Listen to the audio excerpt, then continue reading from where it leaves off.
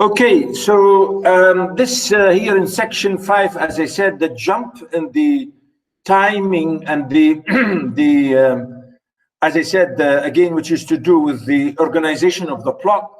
When you start, as we said, you start in the, for example, the beginning or the flashback or the flash forward, and we have seen this here. We come back in this section to the time when she died. You know, because the story, as you can see, started with this, and then we went back in time in history and so on, and now here we will go back to the conclusion where she died. Now you can see here, of course, her problem of keeping the body of Homer Barn, as I said, really was an amazing thing. Which is not just amazing, but it's unbelievable to kill the man that you really wanted to love, but only because he can't marry you or he won't marry you, you kill him for you know, and you keep him, not just kill him, but you keep him in your own house. You know, again, you know, you can see. Of course, the last bit here, notice before the beginning of chapter 5 or section 5, notice, and so she died, fell ill in the house, filled with dust and shadows, with only doddering Negro man to wait on her. You know, I've read this to you before. Now you can see, of course, the idea of dying, because even her voice, as you can see, his voice, I'm sorry, because he wouldn't speak to anyone. She died in one of the downstairs rooms in a heavy walnut bed with a curtain, had a gray head propped on a pillow, yellow and moldy with age and lack of sunlight. You know, she's really, I mean, in a way, we feel sorry for her because she got crazy. Really, she developed this sickness, if you like, psychological sickness of killing him out of really unbelievable reasons, you know, unbelievable reasons. I mean, she could have, you know, let him go and maybe find somebody else. Why would she kill him? You know, this is really a crazy thing, unbelievably unbelievable to find that people would ever do such a thing, you know. So that's why in no way anyone can accept what she has done, you know, in such a crime, not just to kill the man, but to keep him in her own house, to keep him in her own bed, in her own bedroom for 30 years. I mean, can this ever be believable? It's not possible. It is not possible. No human being could ever do that when, you know, except, as we know, of course, here, except we say, well, because she got crazy.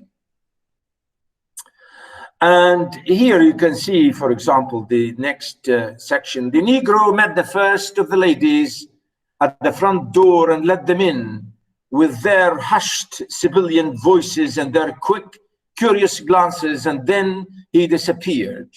He walked right through the house and all the back and was not seen again. So you can see here the time when everybody went into her house, because when she died, of course, everybody came to take her body.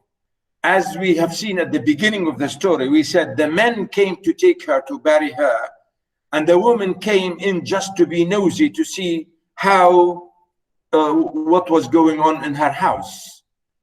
And we see this, of course, this is the moment when they came into the house.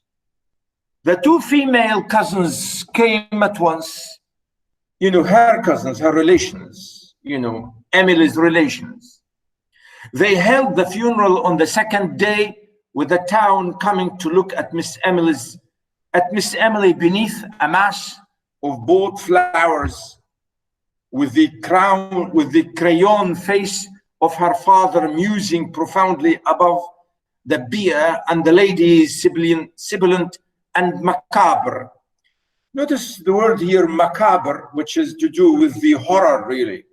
Everything looks in absolute horrifying scene to find such a body or such a house to be in real amazing, question how this could happen, what action could be seen and understood, and so on. So notice the very old men, some in their brushed Confederate uniforms, on the porch and the lawn, talking of Miss Emily as if she had been a contemporary of theirs. You see, again, this is to do with the idea that these men now taking her to bury her.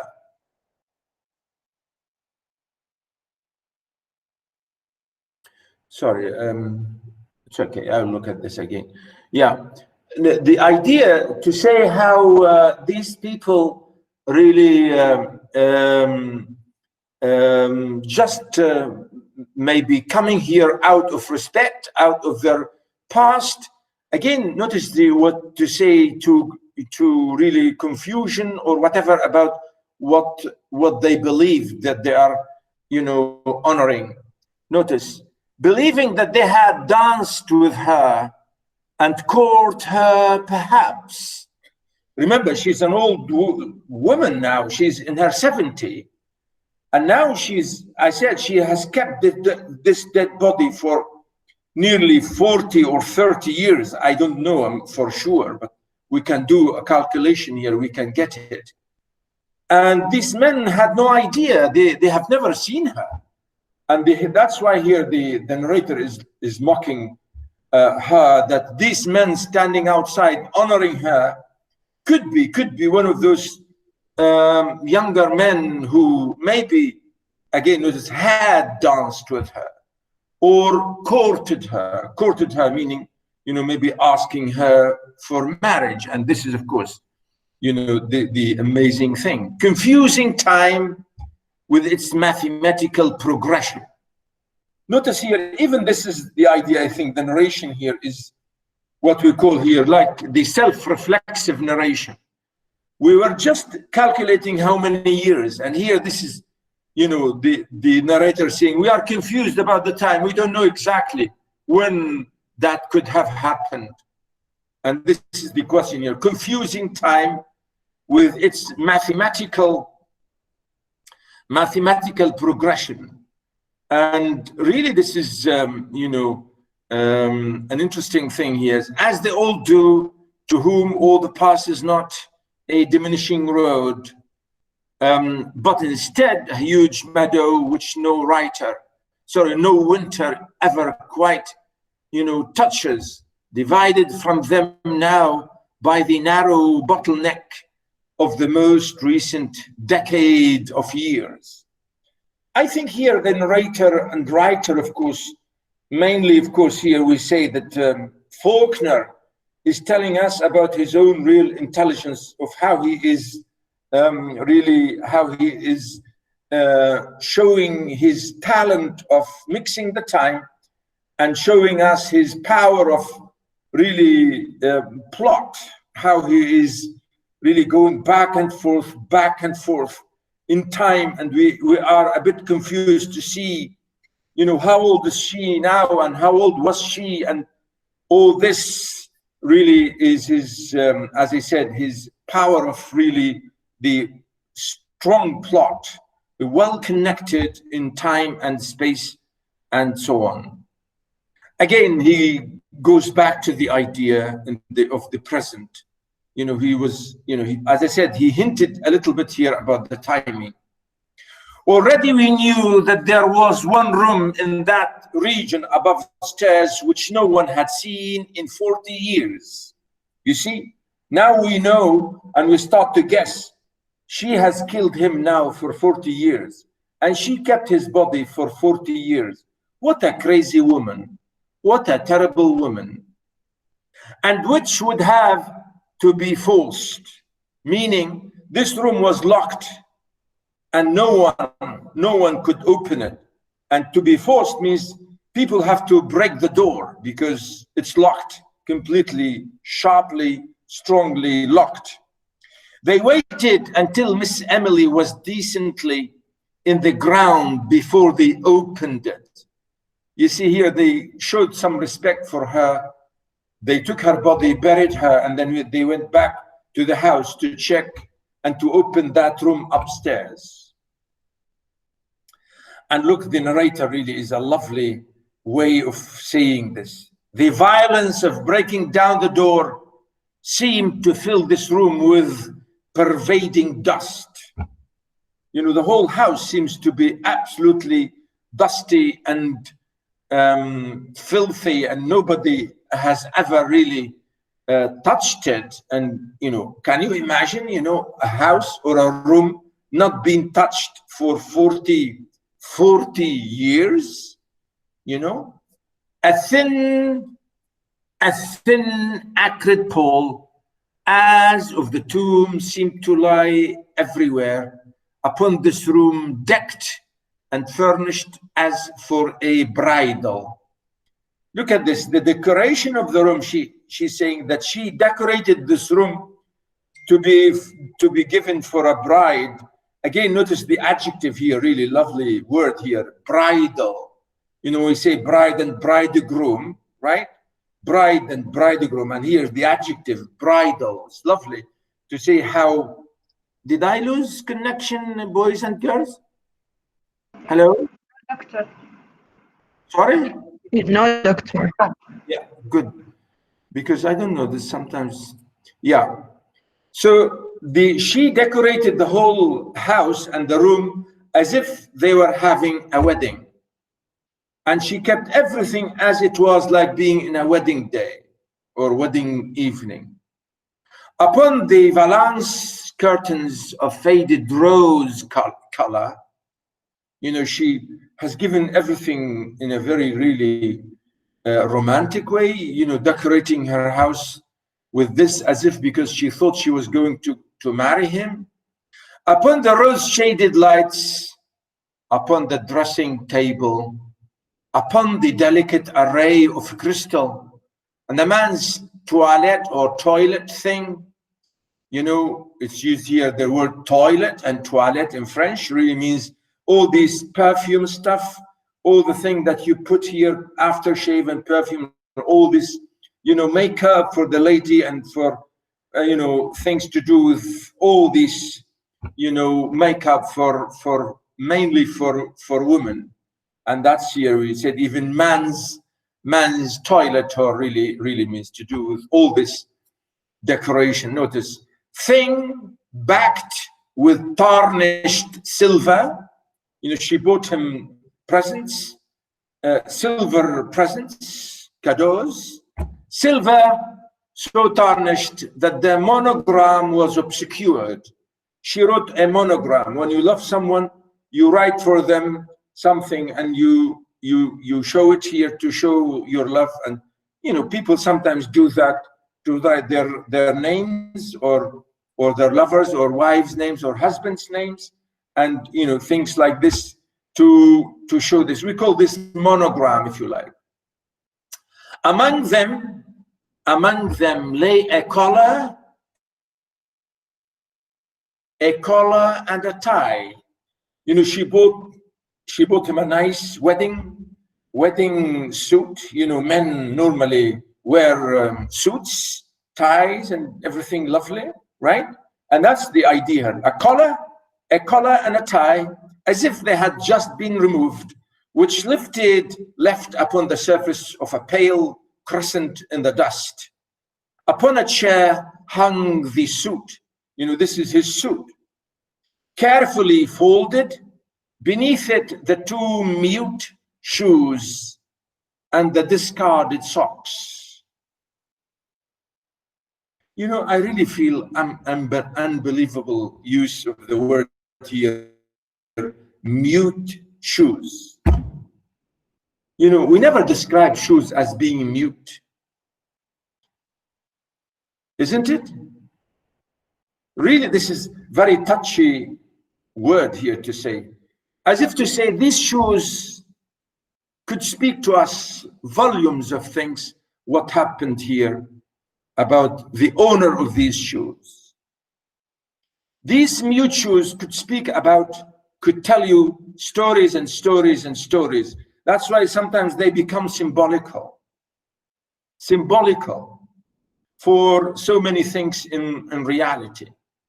Really here, notice beneath it, two mute shoes and the discarded socks, as if to say a man taking off his clothes and fixed his shoes, put his shoes and takes off his socks and throw them somewhere around, either over the shoes or something, to say how men behave in their bedrooms, you know? And as if to say here, the idea really again is, to me, is very effective here to say, what a shame that this man had never really enjoyed his life in any way. Just a second, ladies and gentlemen.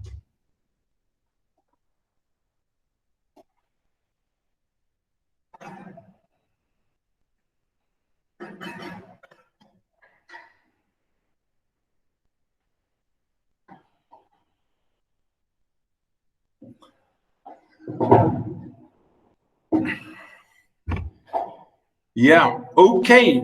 So really this point, as I say, really is very symbolical. And as I said, I've never seen this description to describe shoes as being mute, not being able to speak. If you let them speak, they will speak volumes. And I think this is lovely to say what happened in this room here. The man himself lay in the bed.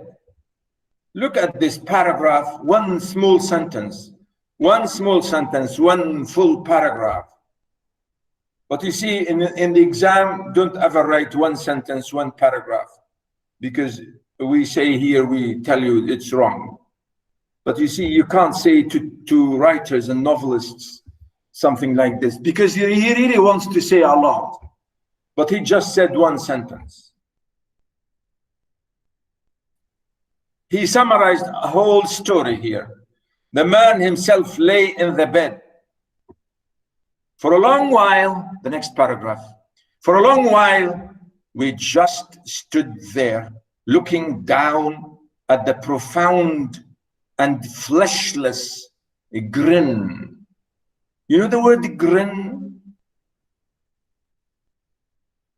You know, as if when you really want to smile a little bit, you want to show your teeth a little bit. You don't want to laugh, but to only show a little bit, a little bit, to show your teeth a little bit. And this is a grinning. And notice here, profound means amazing smile. And fleshless means, you know, after 40 years being dead, would you expect to see any flesh on his body, on the bones of his skeleton? It's only bones, and even horribly dead bones. And to see here, look at this, he's saying this man was lying there slightly smiling. What a shame.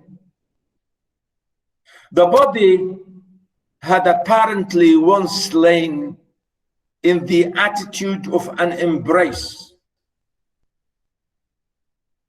So here, after killing him, she made something like being embracing, as if you are embracing somebody, holding the body of somebody like that, like embracing. And this question here is interesting to see how the people were shocked. Notice here we said, we just stood there because we were, as if to say, we are amazed. And we couldn't move by shock to see this man on the bed. But now the long sleep had now the long sleep that outlasts love. Yeah. Meaning we say to someone, I will love you till I die. You know, we say sometimes we love till we die, as if to say death will outlast, will go on and on and on and on and on, and our love will finish by death. And that's the idea. The long sleep, meaning being killed like that outlasts love, that conquers, you know, this is conquering. You to say somebody, you have conquered my body, you have conquered myself, you have conquered my, etc. Notice the idea, really amazing. If you can say, if you want to translate this as we say, al-ghazu or al-ijtiyah. Really, it's amazing terminologies here. That conquers even the grimace of love. Even this tiny smile of love will be conquered, will be completely, you know, killed. And look at the verb here. Look at the lovely verb. Had cuckolded him. Cuckold? What's cuckold? Really, this is a funny verb. I don't like really to explain it to you, but I will maybe quickly. But because really, the word cuckold or cuckold, it means really someone who knows, who could accept, or who would accept that his wife is doing something bad and he accepts it, as if to say he had no power over her. And as sometimes we say so many funny words in Arabic to say about that his wife is dominating and she's doing everything she wants to do, and you will be the man as the cuckold. And he say had cuckolded him, meaning she killed him and she has the power. But you see, she did not do something else rotten with other men. So that's why the verb here is really intentionally used by the writer to use the word cuckold to mean what an ugly woman, to kill her man, and of course, originally the idea and the verb really, and to control and do something bad and rotten to your man, you know? As if to say here, the whole idea of, you know, being killed by her and being kept like this, it's something like, you know, laughing and ridiculing and killing this man every single day. And that's why you notice here the verb, the body, and he goes on, and now the long sleep. And he said the embrace of love and all this, he said, had cuckolded him. What was left of him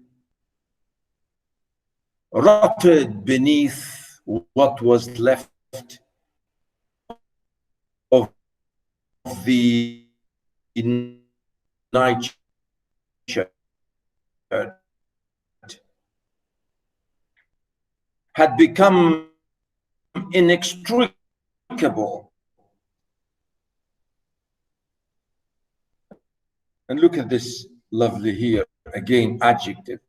Inextricable. From the reason I'm reading really this line or these lines carefully for you, because really any human being would be able to do that.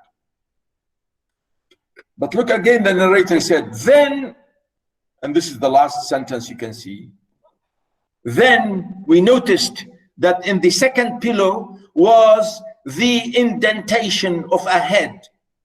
And look at this noun, lovely noun, indentation. That is the space, that the kind of dent that your head will make when you put your head on a pillow, you know, like the mark of your head on a pillow. And notice here, the indentation of a head. One of us lifted something from it. And look at this, one of us, again, he is reminding us about the narrator, we, the people of the town, lifted something from it, and leaning forward, that faint and invisible dust dry and acrid in the nostrils, we saw a long strand of iron gray hair.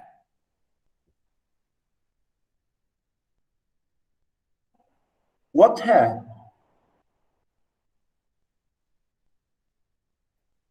They found next to his skeleton, he said, a strand, long strand. Strand here really, like a plait. Girls sometimes they fix their hair with plaits. As we say in Arabic, al-jadail. Right? We have a song in Syria, al-Jaddula. Do you know that? Hello? Do you use the word here in Oman? Jadail or Jaddula? Hello? Maybe you. Is it Dhafira? Sorry? Is it Dhafira? Dhafira, yeah, very good. Dhafira, this is classical Arabic. But you don't use the word Jadail? No? No. Well, we have many songs in Syrian music to talk about al-Jaddula, which is really lovely. A lot of things to describe, the beauty of a girl and so on.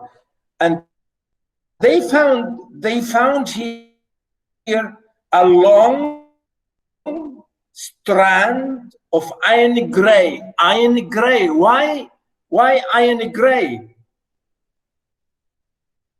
Meaning, what does it mean? That means she is old, like about 30 or 40. Sorry, Hamza, again? That means that she maybe because it's her hair, and that indicates that she is around 40 or 50 because of her age.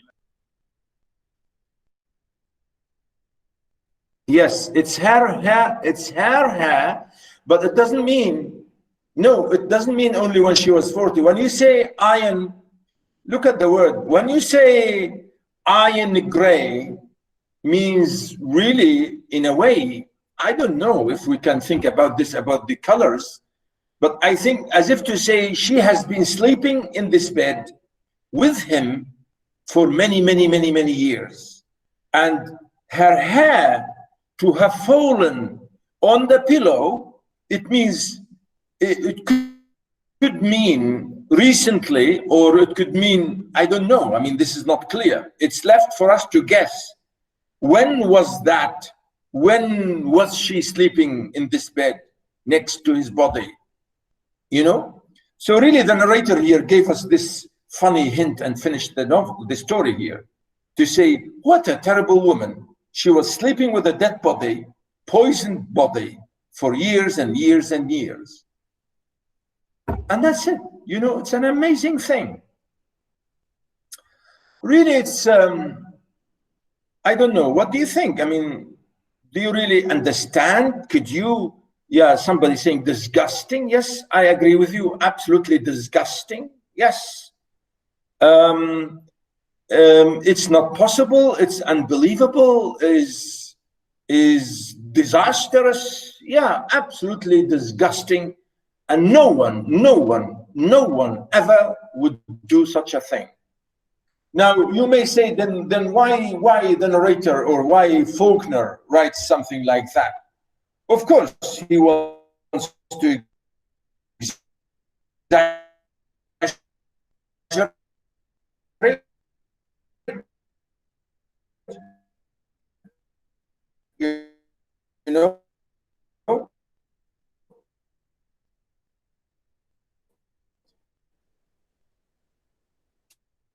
to really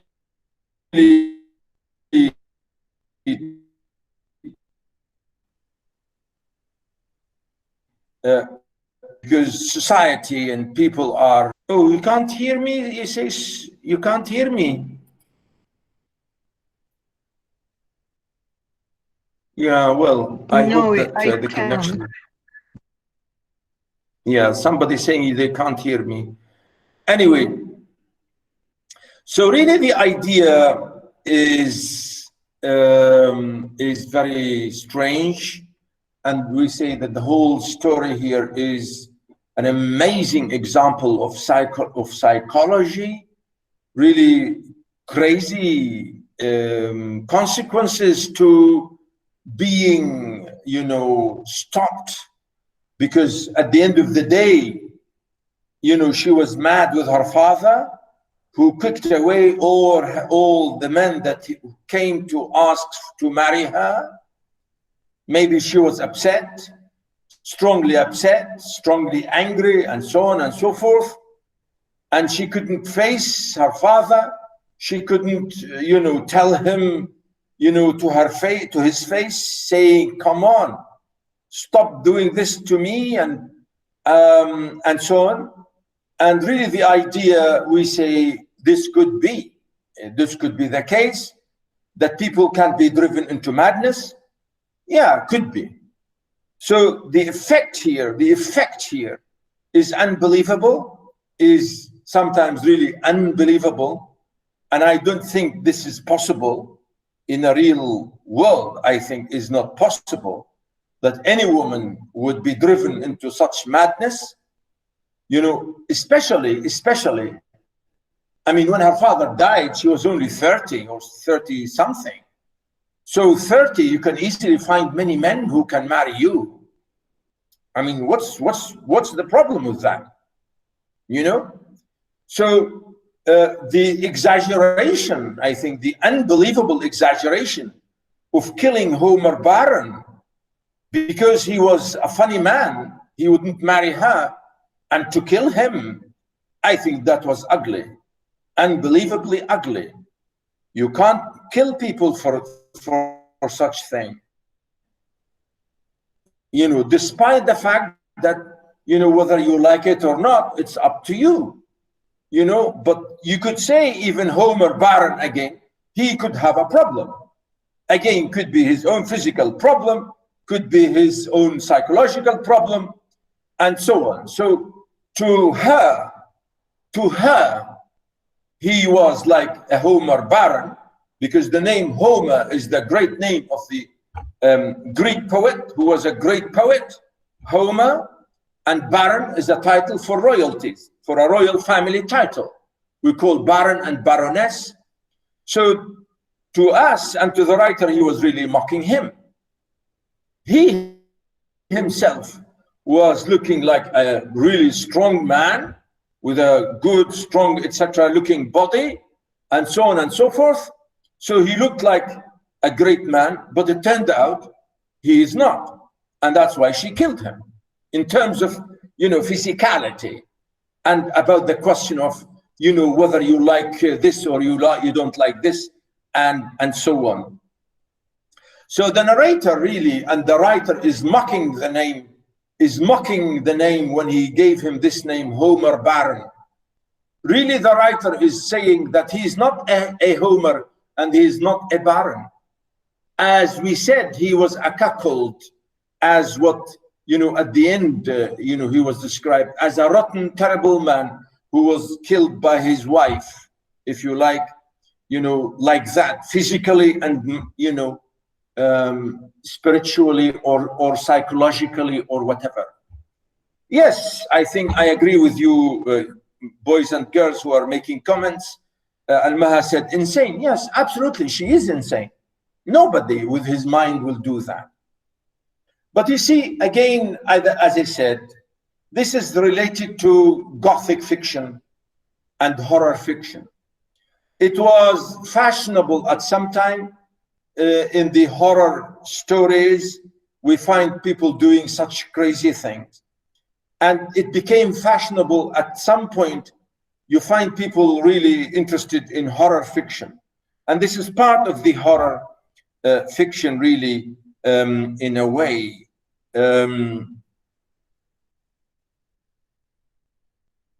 Yeah,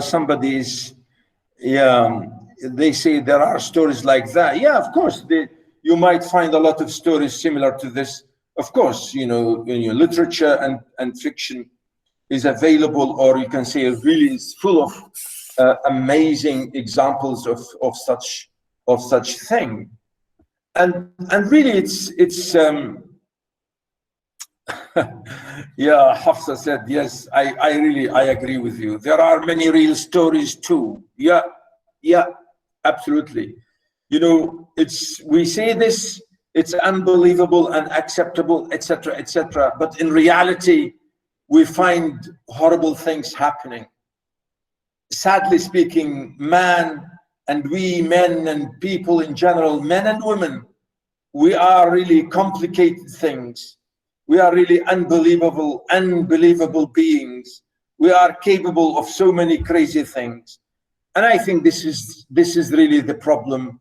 And this is what all this horror fiction maybe is doing to us, or maybe trying to tell us about life and reality. And I think this is really amazing here to really understand. Yeah, there are many. Yeah, I agree with you. Absolutely. We have so many crazy people around, everywhere. You know. So really, we feel sorry for her in a way. We feel sorry for her because she went crazy, and that's why here the symbolism. The only thing we can say, we just say, "What a shame! What a shame!" Really, we say just "Ya haram, ya haram." And that's why we gave her a rose. You know, we just say a rose for Emily. The only thing we can do is just feeling ashamed. And we say, what a shame. What a shame. And we give her a rose. Really, the rose here, symbolism of feeling completely sorry for her in a way. And maybe trying to understand her. And maybe trying to forgive her. And you know, we really don't know whether she would be forgiven by anybody, or we don't know whether she would be forgiven by any you know society or any.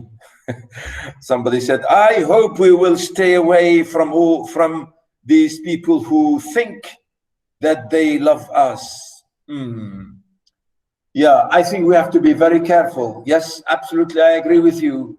Really, you see, we read literature.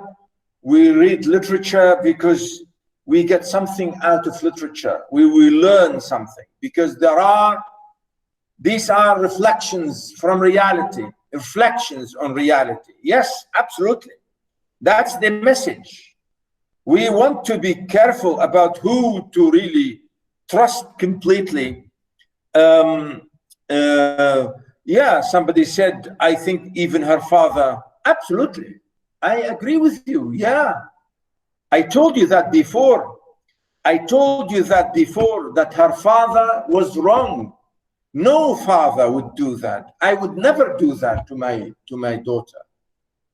I would never, you know? And even I told you this in Syria, we have a saying about that like this. We really, sometimes we say this in Arabic, in really funny Arabic, we say it's really better to find a man for your girl instead of finding a girl for your son. It's better, it's more appropriate to find a good man to your daughter rather than finding a good girl to your son, you know, because your son would be able to find his girl and maybe your girl will not be able to find her better. Really, we say this in Arabic. We really say that in Arabic in Syria, which means, you know, no father should do that. You know, you should be happy for your daughter because this is natural. And this is nature, really nature, you know? Yeah, so this is, of course, you know, the effects of this story, and we say, you know, it's really a shame. I really only think it's really terrible and a shame. Right, I think this is it about, we can talk about it for ages, about the meanings and the symbolism and the attitudes and so on, and the problems in society. Again, to talk about how society was affected by her, or the story was spoken by the society, as if to say that the whole society, and the narrator using the plural sense all the time, saying we and us and so on, as if the whole country is busy with her, you know. And I think this is a lovely, really thing to always maybe think and worry about how you know, the whole idea here is functioning. Okay, that's it about this story. If you don't have any question, I'll move quickly to the next one, which is, I think, again, I think is a lovely short story, even shorter than this. As I said to you, girls and boys, I gave you an analysis, as you can see, a case study for plot and point of view of this story. Please read all this. You will be asked about it maybe later. I can, you know, consider myself that you have read this, because it's very important to understand this short story from that perspective, according to point of view and what narrators. I have explained it to you here in my notes, in my comments, after or at the end of the story. Read that carefully, study it carefully, because it's really good to use it for later future references in your study. Okay?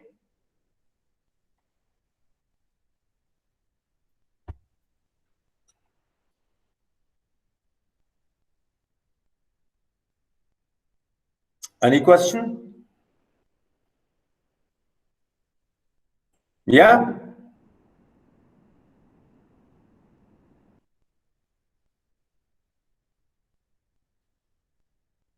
Hello? Okay, so no questions, no questions, no questions. Right, so, okay.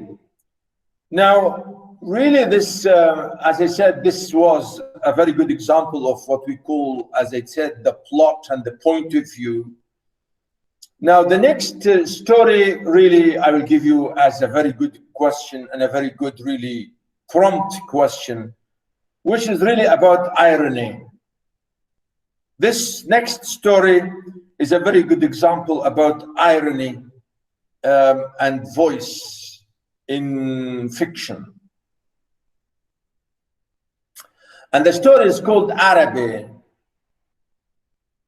Anybody read it before?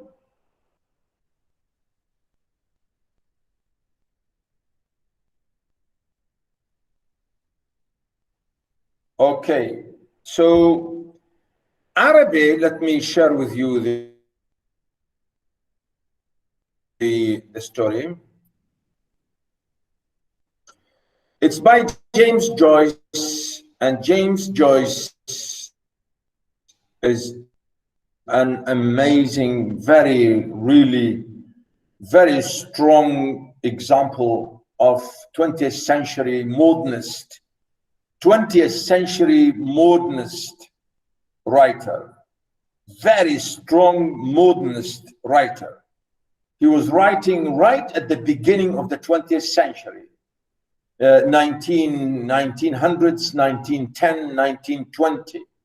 He was an amazing man, James Joyce, and he was the father of what we call in narration, what we call stream of consciousness. Stream of consciousness, meaning to go into so many digressions in the present. And that's why we say consciousness, as if to say you know, you speak like that, and then you give a footnote, and then you go on and on and on in the footnote, and then you move another step, and then you go to another footnote, and you spend time and time and time, and you don't move in time. And this question here of when we say consciousness, meaning you don't want to keep anything in your subconscious. Everything in your subconscious or hidden conscious, you keep it, you bring it out. And that's why we say consciousness.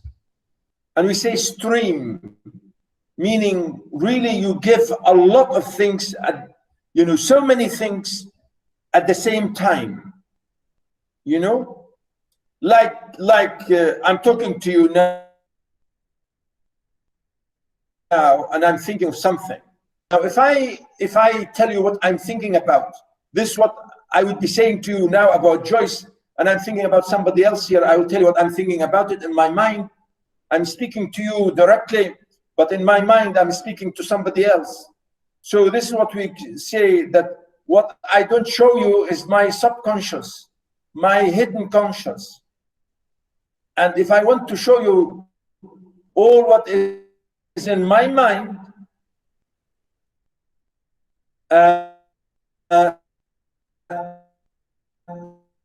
then this Doctor, we can't. we say by readers, it's very difficult to understand. Oh, really?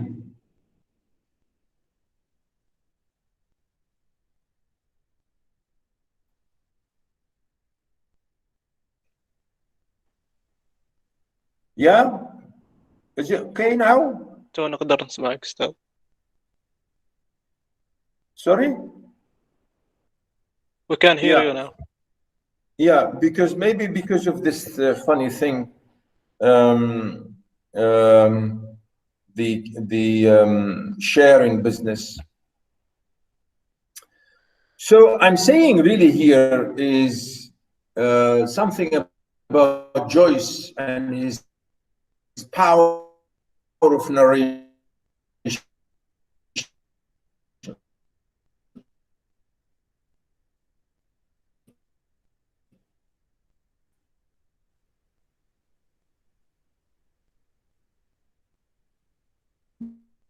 Now here we shall see is doing.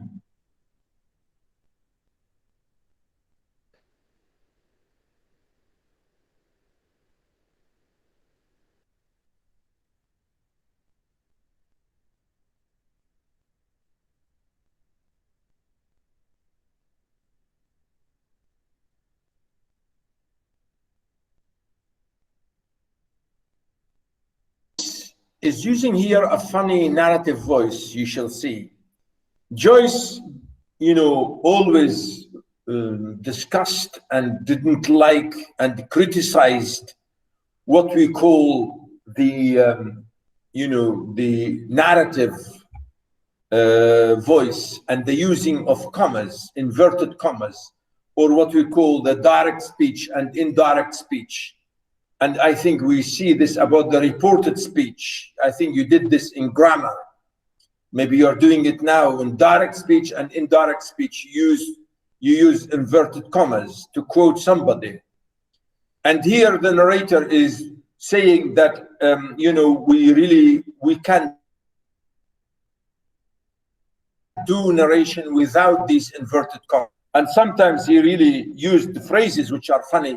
He said perverted commas instead of, you know, perverted means, you know, he doesn't really like them. And he uses really a bad word here to say pervert, you know, as if to say ugly commas. And he did slightly something here in this story. Arabe is a short story about a young boy who feels really disillusioned about his own expectations. You know, this is the idea about what's said, irony. This is an example of irony.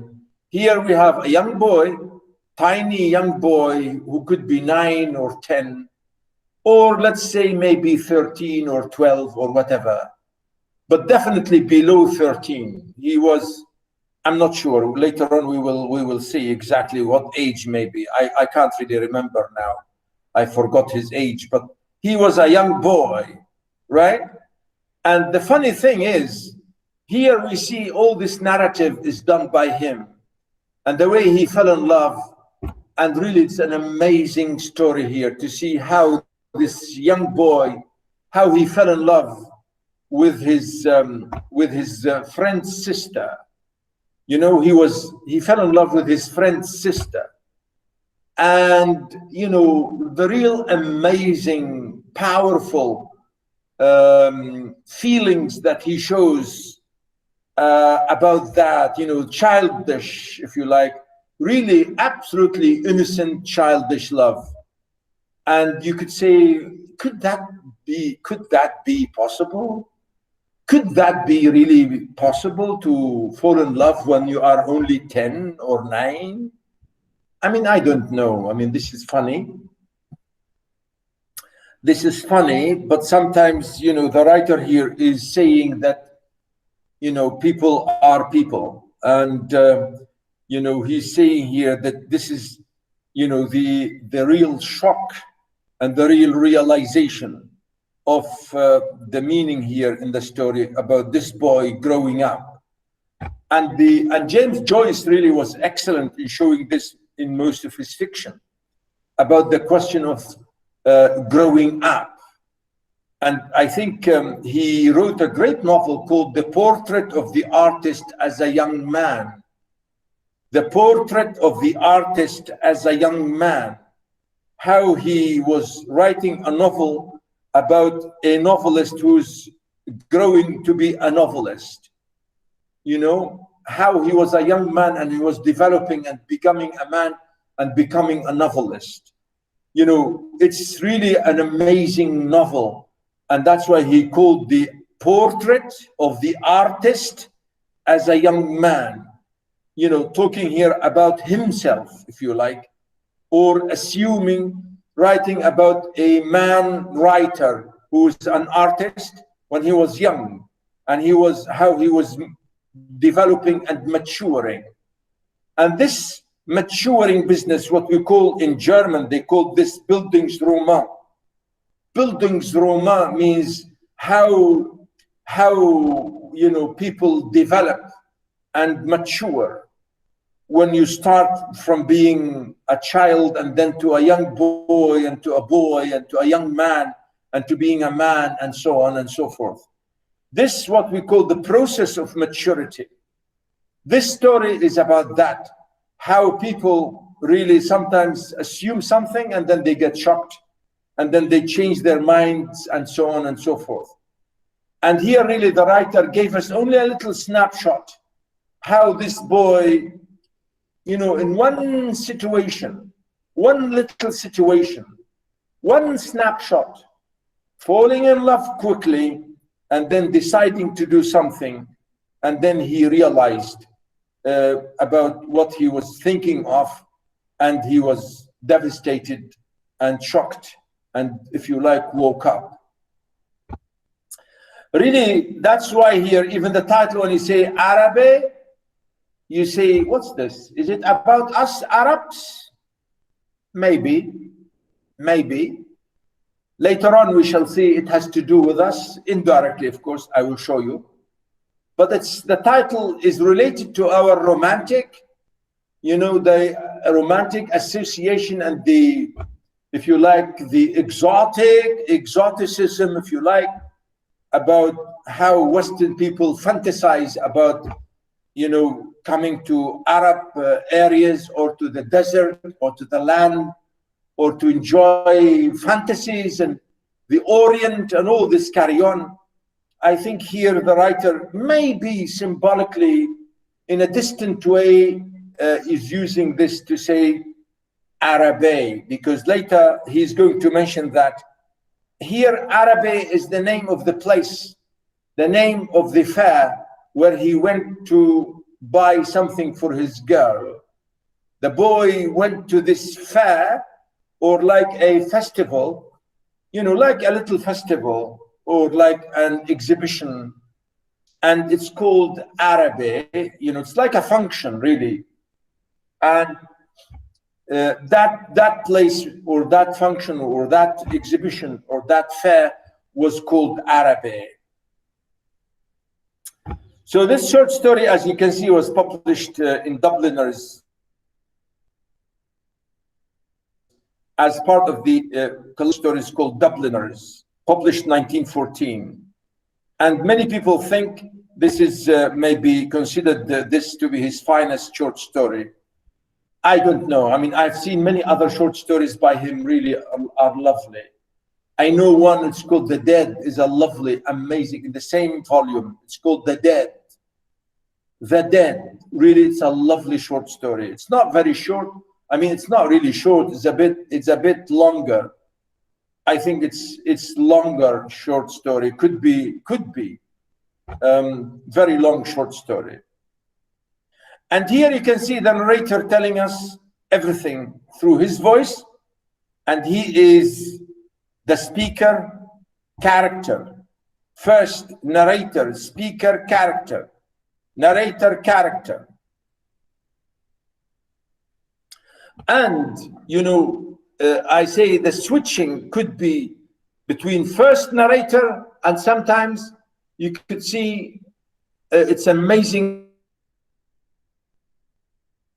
even combination between person and third person, just as I said, to annoy in a way. I don't know, I'm saying this could be not fair to say that, but to show really his own power of narration.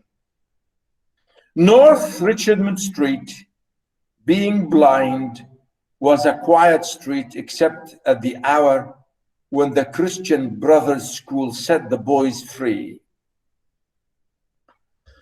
The word blind means that the road is shut on one side. We call this blind street, means the street is open on one side and the other side is closed by buildings. So we call this blind street. And he's saying, notice here, describing the scenery here, about this street is called North Richmond Street. Normally it's a quiet street, except there is a school here. When the boys go, you know, when the boys go out, you know, you could hear people and the movement and the sounds and the boys shouting and so on. An inhabited house of 2 stories stood at the blind end, detached from its neighbors in a square ground. So describing this house where maybe his friend lives or he lives himself. The other houses of the street, conscious of decent lives within them, gazed at one another with brown, I think this is again amazing adjective, perturbable faces, means, you know, to perturbable, something perturbable means something you can understand, something you can see and really trying to know. As if to say these faces could never be explained. You could never understand what these faces really mean. You know, that's what he means, imperturbable faces. Means these houses looking at each other, but nobody understands what is going on in the other house. I think, you know, remember this is to do with the question of, remember this is the time people are lonely, people are isolated, neighbors don't speak, you know, the title about the question of people are imprisoned. And, you know, why they don't speak, neighbors don't speak, you know. And really, I think here to tell us about his own effect, or the effect that he lives miserable life as a young boy. The former tenant of our house, now he moved to his house, could be his house he was talking about, or could be his neighbor's house, the girl's house. The former tenant of our house, a priest, had died in the back drawing room. Again, now he, again, giving us this, as you can see, this is what we call the antecedent or the introduction or the locale, the setting to say where this story is, you know, or has happened. He said, our house was originally inhabited by a priest. And notice here is that the former tenant, tenanted, meaning the man who was here, living here. He said he was a priest who died in this house. Air musty from having been long enclosed. Means as if the air in this house is very bad and very, you know, even the word musty means sticky, and you feel really as if something is going to kill you or something. You know, the idea here, airy and musty, and, you know, this question of really horrible feeling, as if somebody is going to really, in a claustrophobic, sometimes we say this claustrophobic as being imprisoned, really, as if you want to go out and breathe. That's why he said enclosed. Look at this, enclosed. Having been enclosed, imprisoned, hung in all the rooms, and the waste room behind the kitchen was littered with old useless papers. Among these, I found a few paper-covered books, the pages of which were curled and damp. You see, this is it. You can see here the narrator again immediately telling us. You think at the beginning, you see this is, you know, a third-person narrator speaking about the place, about the area, but it's his voice and his judgment, meaning the speaker, this young boy. When he said, I found, you know, I found, as you can see, no inverted commas, nothing. I found, you know, this is the narrator, speaker, narrator, character, hero, narrator, hero, character, really. Among these, I found a few paper-covered books, the pages of which were curled and damp, The Abbot by Sir Walter Scott, The Devout Communicant, and the Memoir of Vidocq. You know, of course, he's giving us examples of those books. And I think here, of course, you know, this is what we call sometimes, you know, what we call really intertextuality. Intertextuality, when you quote texts within your own text. And really this intertextuality here that Joyce is saying, as if he's saying, he said to us, I have read these novels by Sir Walter Scott, or by this man again, by Vidocq. You know, as if to say, again, to refer to education and, you know, this idea about young man being educated and reading so many things. I like the last best because its leaves were yellow. Yeah, I don't know. Do you like Yellow Pages books now these days? I don't think so. I don't know. I mean, it depends. Sometimes books really, yeah? Yeah, it's better than the white. Yeah, very good. Yeah. Yeah, really, it's... I never read. Sorry? I never read white books with white papers. I mean novels and really? Books. I don't mean book. Yeah, Basmala. It's boring. Yeah, this is interesting. Yeah, it's funny, isn't it? Yeah, I mean, the feeling that you have when you read, like, being an old book or a yellow, meaning the age and the time and the value and the importance and so on, you think you are reading really a sort of like a sacred book or something. And really here, to describe this as yellow papers, you really, in a way, is amazing. Again, Hafsa said the same thing. Yellow papers are superior. Yeah, wow. Well, yeah. So really, this is interesting, and our friend here is doing the same. He's saying about these yellow books, right? The wild garden behind the house contained a central tree, apple tree, and a few straggling bushes, under one of which I found the late tenant's rusty bicycle pump. He had been a very charitable priest. In his will, he had left all his money to institutions and the furniture of his house to his sister. Again, to see later on about this question of charity, I think here the narrator is, and James Joyce, I think in many ways he wants to talk about Christianity to some extent and about charity. In a way, he is in a way commenting and criticizing a little bit these matters of charity. I think I will stop here, ladies and gentlemen, and I think that's it for today, because we've had enough. And if you have any question, please try to finish all this